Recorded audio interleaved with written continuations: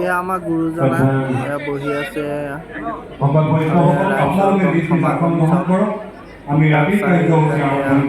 ৰাইজ বহি আছে আৰু এয়া মই চাহ চাই কাৰণে মানুহে চকী পাই দিছে বহিবলৈ। ভগৱন্তক প্ৰাৰ্থনা কৰিব সঁচা, তাৰ মাজতে যদি এই নিয়ন্ত্ৰিত ৰূপ গ্ৰহণ কৰে সমাজখনটো শৃংখলিত হ'বই আৰু ব্যক্তি মাত্ৰে সকলোৱে সুৰক্ষা অনুভৱ কৰিব। সাক্ষৰজন বহি থাকিব পাৰে, নিৰক্ষৰজন বহি থাকিব পাৰে, আবালৰ বৃদ্ধ বনিতা সকলো বহি থাকিব পাৰে। এয়াই হৈছে মহা সমন্বয়ৰ সমাজ। পৃথিৱীৰ ক'তো সকলো বয়সৰ সকলো শ্ৰেণীৰ জাতি অমৰ হ'ব। ইয়াতকৈ আৰু ভাল কথা কি থাকিব পাৰে? কিন্তু এটা মাত্ৰ মোৰ নিবেদন আছে, আপুনি নিজেই কৈছে এই তপস্যালৈ যাওঁতে আপোনাৰ সুদীৰ্ঘ পৰিক্ৰমা থাকিব আৰু সেই পৰিক্ৰমাৰ অন্তত আপুনি সিদ্ধি লাভ নকৰিলে ৰাজ্যলৈ নাহিবও পাৰে।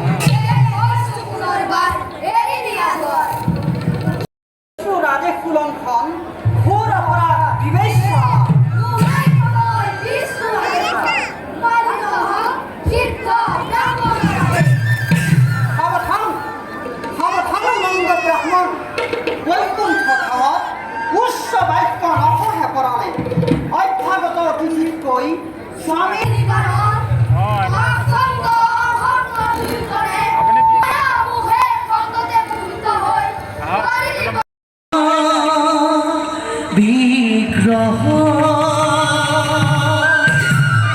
অনাদিৰ উদিৰ গোবিন্দ সৰ্বকাৰণ কাৰণ